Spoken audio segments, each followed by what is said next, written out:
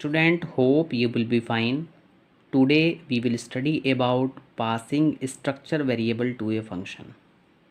आज हम यहाँ पर ये देखेंगे कि किस तरीके से स्ट्रक्चर वेरिएबल को किसी फंक्शन के लिए पास किया जाता है।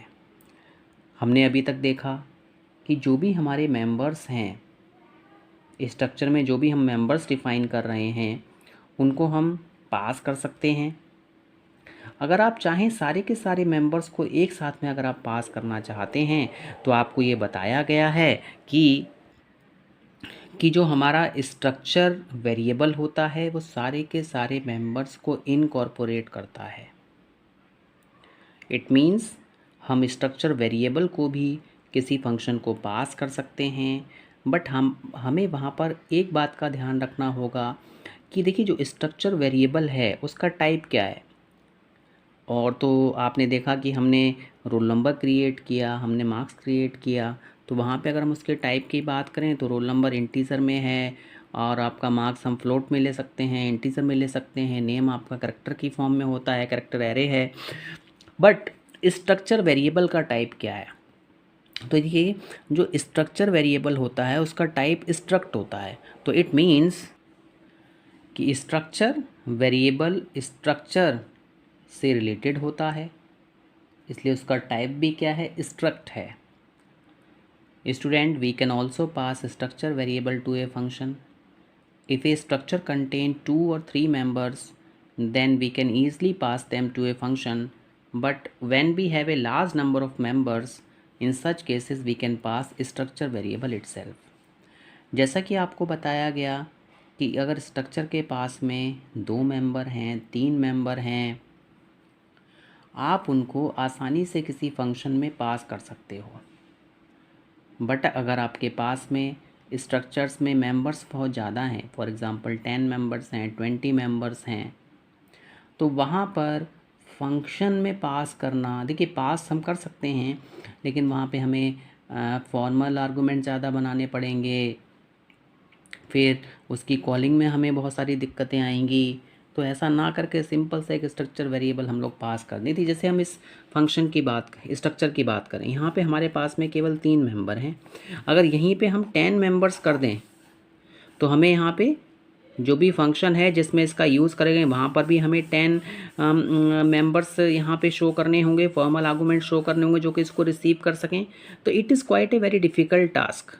जैसे जैसे मेंबर बढ़ते जाएंगे वैसे वैसे हमें डिफ़िकल्टी बढ़ती जाएगी। तो यहाँ पे हम क्या करेंगे? स्ट्रक्चर वेरिएबल का यूज़ कर लेंगे।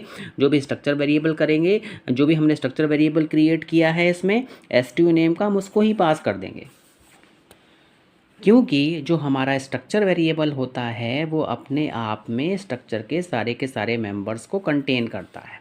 स्टूडेंट्स,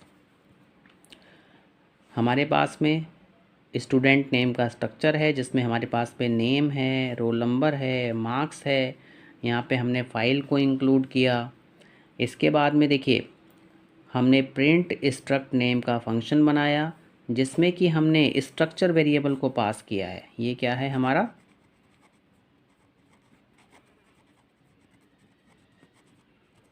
स्ट्रक्चर वेरिएबल है, इसको हमने यहाँ पे पास किया है। नाउ हमने मेन फंक्शन क्रिएट किया। मेन फंक्शन में हमने यहाँ पे जो भी हमारा स्ट्रक्चर वेरिएबल था उसको हमने क्या किए? वैल्यूज़ प्रोवाइड की। सबसे पहले नेम प्रोवाइड किया, फिर हमने रोल नंबर प्रोवाइड किया, फिर हमने मार्क्स प्रोवाइड किए। ये डायरेक्ट इनिशियलाइजेशन है। अब देखिए हमने यहाँ पे डायरेक्टली इस स्ट्रक्चर वेरिएबल को पास कर दिया। जो हमारा स्ट्रक्चर वेरिएबल होता है उसके अंदर सारे के सारे मेंबर्स इनकॉर्पोरेटेड होते हैं। नेम है, रोल नंबर है और मार्क्स हैं। नाउ जब हम यहाँ पे स्ट्रक्चर वेरिएबल को पास कर रहे हैं तो जब आप इस फंक्शन में इसको रिसीव करेंगे तो यहाँ भी इस वेरिएबल का टाइप क्या होना चाहिए? स्ट्रक्ट टाइप होना चाहिए, क्योंकि जिस तरीके की वैल्यू को आप फंक्शन में पास करते हैं कॉलिंग टाइम पर, जब आप डेफिनेशन में उसको रिसीव करेंगे तो उसका टाइप वहाँ पर मेंशन होना चाहिए। जैसा कि हमने प्रीवियस प्रोग्राम्स में देखा था कि अगर हमको इंटीजर की वैल्यू पास कर रहे हैं तो यहाँ पे हम इंटीजर डेटा टाइप से ही एक वेरिएबल फॉर्मल आर्गूमेंट शो करते थे जो कि एक्चुअल आर्गूमेंट को रिसीव कर रहा होता था। अब स्ट्रक्चर के पास में नेम है, रोल नंबर है और मार्क्स हैं। नाउ यहाँ पे हम वन बाय वन सारी चीज़ों को प्रिंट करेंगे। सबसे पहले हमने यहाँ पे नेम को प्रिंट किया, stu.name, जो भी नेम है वो यहाँ पे प्रिंट हो गया। इसके बाद रोल नंबर प्रिंट हो गया, इसके बाद मार्क्स प्रिंट हो गए। नाउ स्टूडेंट्स, तो आपने देखा किस तरीके से हम पूरे के पूरे एक स्ट्रक्चर वेरिएबल में जितने भी मेंबर्स हैं उनको एक साथ में किसी भी फंक्शन में पास कर सकते हैं। Now students, it is most important to note that structure variable में अगर हम देखिए, स्ट्रक्चर में अगर हमने 50 मेंबर्स भी शो किए हैं तो उन सारे के सारे 50 मेंबर्स को हम एक साथ में यहाँ पे ईज़िली पास कर सकते हैं। नाउ स्टूडेंट, इसी का एक नेक्स्ट है आपका passing structure pointer as argument to a function. अब हम यहाँ पे जो हमारे पास में स्ट्रक्चर पॉइंटर है उसको हम एज एन आर्गूमेंट पास करेंगे किसी फंक्शन के लिए। देखिए, हम स्ट्रक्चर वेरिएबल की बात करें या फिर हमारे पास में जो भी हमने स्ट्रक्चर किया उसको पॉइंटर की हेल्प से भी हम शो कर सकते हैं। Passing structure variable as an argument allow us to pass all the members to a function। अगर हम किसी स्ट्रक्चर वेरिएबल को एक आर्गूमेंट की तरह पास करते हैं किसी फंक्शन में तो वहाँ पर हम सारे के सारे मेंबर्स को पास कर सकते हैं। अब यहाँ पे हमें कुछ पॉइंट्स की ध्यान रखना पड़ेगा। सबसे पहला बात क्या है कि हमें यहाँ पे एडिशनल मेमोरी की ज़रूरत है। क्यों?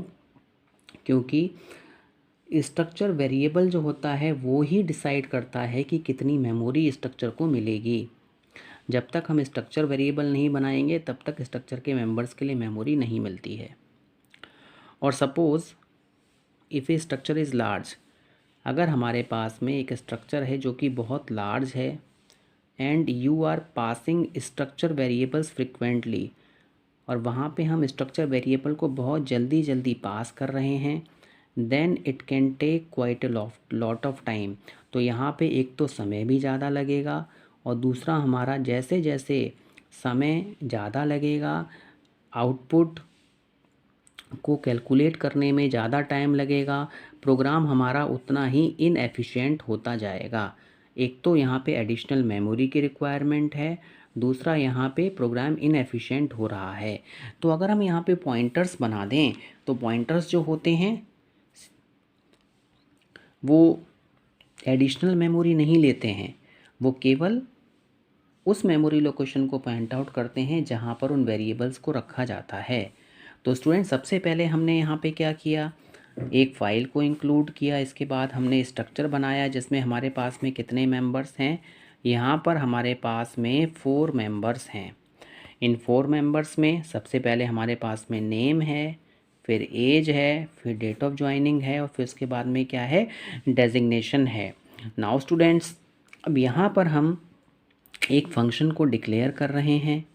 इस फंक्शन में हमने एक एम्प्लॉय, देखिए ये जो है ये हमारा स्ट्रक्चर पॉइंटर है। यहाँ पर हमने ये स्ट्रक्चर पॉइंटर बनाया है, मींस ये जो एम्प्लॉय है। अब देखिए, इस स्ट्रक्चर पॉइंटर की हेल्प से हम इन सारे के सारे मेंबर्स को रिफ़र कर सकते हैं आसानी से। तो स्ट्रक्चर पॉइंटर ना तो एडिशनल मेमोरी लेगा और ना ही यहाँ पे प्रोग्राम की एफिशिएंसी में कोई डिक्रीज़ आपको देखने को मिलेगा। नाउ स्टूडेंट्स, अब हम मेन फंक्शन बनाते हैं। मेन फंक्शन में जो भी हमने स्ट्रक्चर, देखिए पॉइंटर है, पॉइंटर किसी भी वेरिएबल का एड्रेस ले सकता है। तो हमने यहाँ पे क्या किया, एक वेरिएबल क्रिएट किया जो कि क्या है, स्ट्रक्चर टाइप का है। नाउ सबसे पहले हमने नेम पास किया, फिर हमने एज पास किया, फिर हमने date of joining and then after that designation. अब देखिए यहाँ पर देखिए पॉइंटर है, सीधी सी बात है, तो पॉइंटर हमेशा एड्रेस को कंटेन करता है। तो जो भी इस वेरिएबल का जो एड्रेस है वो हमने यहाँ पे पास कर दिया। अब देखिए यहाँ पर हम कॉल बाय रेफरेंस को सपोर्ट कर रहे हैं, तो इस फंक्शन की कॉलिंग हुई। इस फंक्शन में एड्रेस ऑफ डेप, देखिए अब यहाँ पर हमें फ़ायदा क्या हुआ, हम यहाँ पे मेंबर्स पास कर रहे थे। जब हम मेंबर्स पास कर रहे हैं या स्ट्रक्चर वेरिएबल को पास कर रहे हैं, तो स्ट्रक्चर वेरिएबल एक तो मेमोरी यहाँ पर भी ले रहा है, दूसरा यहाँ पर भी मेमोरी लेगा। इट मीन्स एडिशनल मेमोरी यहाँ पर हमारी वेस्ट हो रही है। अब यहाँ पे जब हम कॉल बाय रेफरेंस यूज़ करेंगे तो इस पॉइंटर की हेल्प से हम केवल इन वैल्यूज़ को रिफ़र कर लेंगे। यहाँ पे मेमोरी नहीं मिलेगी इन मेंबर्स के लिए, एक्स्ट्रा मेमोरी नहीं मिलेगी। Now void print struct, pointer के पास में जो भी हमारा पॉइंटर है ये, इसके पास में एड्रेस आ गया किसका, DEV का। अब ये क्या है, ये हमारा स्ट्रक्चर वेरिएबल है जिसके पास में नेम है, एम्प्लॉय की एज है, डेट ऑफ ज्वाइनिंग है और उसका क्या डेजिग्नेशन है, वो सारी की सारी चीज़ें इसके पास में इनकॉर्पोरेटेड हैं।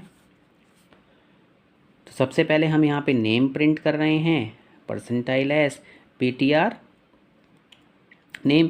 देखिए मैंने आपको दो तरीके बताए थे, या तो आप PTR.name लिख लीजिए या फिर आप एरो ऑपरेटर का यूज़ कर लीजिए। तो ये दोनों ही थिंग यहाँ पे क्या है, वैलिड हैं।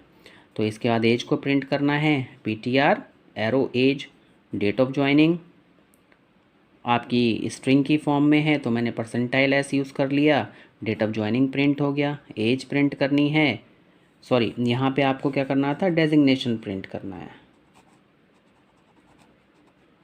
तो आपने यहाँ पे PTR डेजिग्नेशन। इसके बाद में न्यू लाइन कैरेक्टर। तो आप यहाँ पे देखिए कि यहाँ पे पॉइंटर की हेल्प से हम एक्स्ट्रा मेमोरी एलोकेट नहीं कर रहे हैं, पॉइंटर का यूज़ करके हम यहाँ पे मेमोरी को सेव कर रहे हैं और हमारा प्रोग्राम भी यहाँ पे इनएफिशिएंट नहीं होगा। नाउ स्टूडेंट्स, आपने देखा किस तरीके से हम किसी स्ट्रक्चर वेरिएबल को फंक्शन के लिए पास करते हैं, हम किस तरीके से स्ट्रक्चर पॉइंटर की हेल्प से स्ट्रक्चर वेरिएबल के इनसाइड जो भी मेंबर्स हैं उनको रेफ़र करते हैं। Hope you have understood this lecture. Thank you very much.